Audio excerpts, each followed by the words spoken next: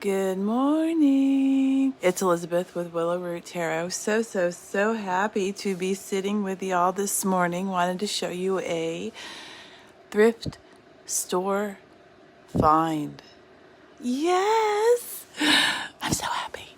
Okay, so this is a star. We're coming down to the main structure. And you'll see my setup. Any of you that attend my live events, this is my setup. This is where I sit. This is what I see when I'm looking at you guys.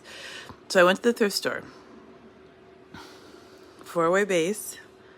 It does collapse to be flat. So I think that this is for like Christmas cards. Whatever cards. I mean, it's a star, but in the metaphysical world, stars are used year round. So I thought, what a wonderful way to read cards. And we're going to try it out this morning. What we're going to do is reset my tripod, my little mini tripod.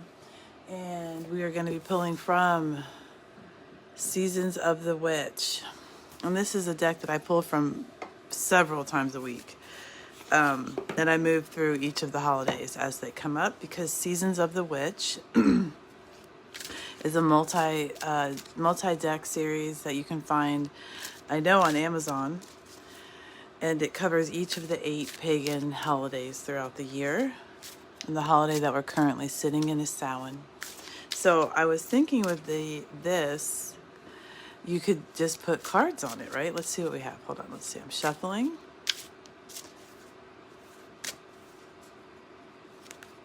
All right, we have Journey. I just pulled this yesterday from my group. See, oh my God, it's perfect. You tuck Journey right in. And this could be, you could do like, you know what else you could do? You could start in the morning or in the evening and do this and put it in the reverse and just feel into the card. What are you feeling? Or ignore it completely. It doesn't really matter. Feel into it, ignore it. As an example, come back at the end of the day and flip your card and see, either read the book or just look at the picture and see how that applied to you today. Seeing how it looks best for y'all. This is pretty good. I like this. I knew that these were going to be good.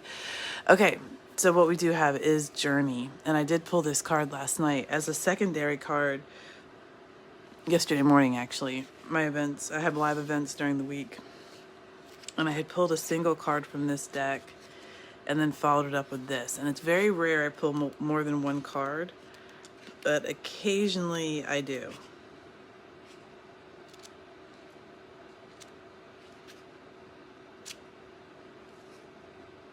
Okay, I'm going to the page. Journey. Okay, on the card itself it says, daughters of our mothers. This is going to be the text that you find at the bottom of the card. And I think daughters of our mothers can be anyone on the planet for sure. Daughters of our mothers, walkers of the unknown. Take with you on this journey all that you hone. So everywhere you go, there you are. That's it. That's life. Everywhere you go, there you are. And everywhere you are, you have. So when it says, take with you on this journey all that you hone, H-O-N-E, hone simply means something that you have in mind or in spirit. If you are honing your ability to draw pictures, you are practicing drawing. You're honing, you're practicing. The 8 of Pentacles is all about honing. So one more time with what's on the card. And this is card 24. And I really enjoy with the numbers. You can see here it's card 24. 2 plus 4 is 6. And I love tarot. So I go back to tarot and I say 6 is key 6. And the major arcana of tarot, key 6 is the Lovers. We have Lovers energy here. Lovers energy is not the same every day, every draw, every moment. It's different. However, Lovers energy is coming through for you today is exactly how it was meant to come through in this reading. If your baby kitty just passed away, my condolences, girl. But if the baby kitty just passed away, maybe Lovers is coming through with the baby kitty energy. And maybe there's a sense of love and loss, of loneliness and fulfillment. That is definitely Lovers energy. Everything, everywhere, all at once. Because our hearts are huge and our love knows no bounds. Our love knows no bounds. That is beautiful. We have the potential to love, to harmonize, and to bond with everyone. And in a first contact scenario, we want to employ the interstellars to come with us. We want them to be our friends. We don't want to piss them off. So in a culture, in a world, on a planet where everybody is allowed to practice love, to be loved and to love, to feel loving in the way that they are best suited to do this, creates strength. As a species, we grow stronger.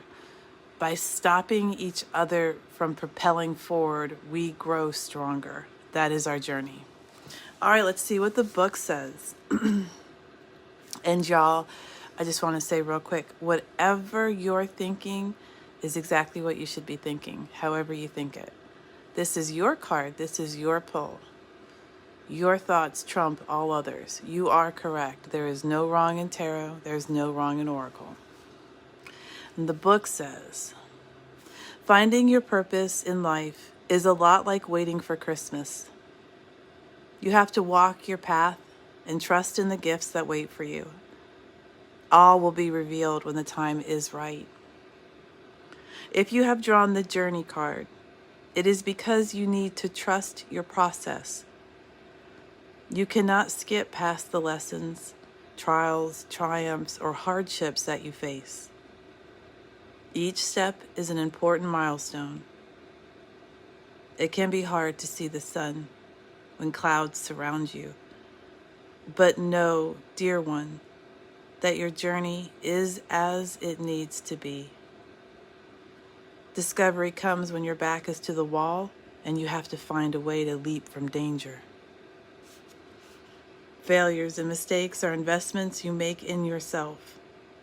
They cost you now, but will save you more than you can imagine over the long journey ahead. Each day holds gifts, lessons, and miracles. So find one life lesson each day. It is about being mindful, focusing on the present. Mindfulness helps you to become aware of the subtle ways Great Spirit speaks to you. If you are looking ahead, you will miss the clues. Now, all of my cards in this deck are shuffled upright. I'm going to offer the reversed meaning because it's just as likely that you've gotten this as you've gotten any other meaning, no matter which way the card goes, no matter how it lands, if it jumped out of your deck, if it fell, if you pulled it in reverse or upright. It doesn't negate the meaning in any form. Everything that the deck offers is supposed to help you build upon the meaning, not find ways to limit it. So you can be like, oh yeah, girl, love that. And then there's just a little smidgen of something in the reverse where you're like, oh damn, did that landed. Well, you've also got that in there. You're not limited. Okay? Tarot is not about finding a singular way. It's about exploring every fucking path out there, digesting all of the information you get, and then excreting it to the world. How would you serve that up for people to want to come and listen to you? Because journeys aren't always pleasant, and sometimes they're smelly. But they're all worth talking about if you can find a way to deliver the message in a palatable format. So in reversed, we have, when journey comes to you in reverse, it is because you are turning away from your path. You are engaging in self-sabotage even though you may not be consciously aware of this. Self-sabotage can manifest in hanging on to someone longer than is necessary. Self-sabotage can also manifest in behaviors such as indulgence, judgment, procrastination, fear, false humility, or feelings of shame and guilt. Every time you engage in these behaviors, you step further away from who you're truly meant to be. If you find yourself in similar circumstances repeatedly, it is because you are choosing to ignore lessons that need to be learned. Trust in Great Spirit and accept what needs to be let go. Otherwise, the weight could become so great that you can no longer move along your journey at all.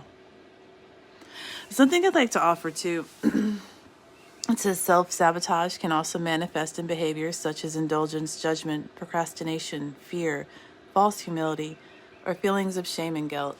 And for those of us that incorporate and employ clairs, sometimes those voices aren't our own. So we're allowing self-sabotage to speak to us. Yes, it does not need to be a voice that we journey with or travel with, but we can hear it. To use clairaudience as an example, you can have clairaudience in an internal or an external sense. Internally, it's where you hear a voice in your head. Externally, you think that you hear it from the outside world, like someone calling your name, like your neighbor calling your name, but there's no neighbor there. That is external clairaudience. They both exist. We're all unique in this world, and they come through to us in different ways. My primary is internal clairaudience and clairvoyance and claircognizance. So with the idea of having voices, sometimes the voices will present self-sabotage scenarios. They're unhealthy words that are shared. There could be, caustic tones, unfriendly manners. That's okay. That's that voice. That's not you. And recently I've been sitting down and going, okay, why are you saying this to me? Why choose these words? Do you need a timeout? You're feeling a little angry. Would you like to go sit somewhere and just chill? How about a latte? How about an oat milk latte? Go there. Be like, okay, I'm not appreciating this, but let's talk about it. I can be the person that'll sit and listen to you. Sure. And then you're going to listen to me because I'm primary here and you're a voice in my head. I'm the fucking head. It's all good. And however you decide to journey within yourself, there are groups out there that can be highly supportive, including mine, Willow Root Tarot on Meetup. Another one I'll throw out is Awkwardly Zen. You can find them at awkwardlyzen.com or on Meetup.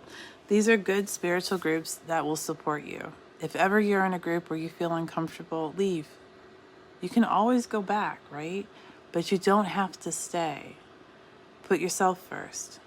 You're the most important person in your reality, and you're needed. You are loved, and you are cherished.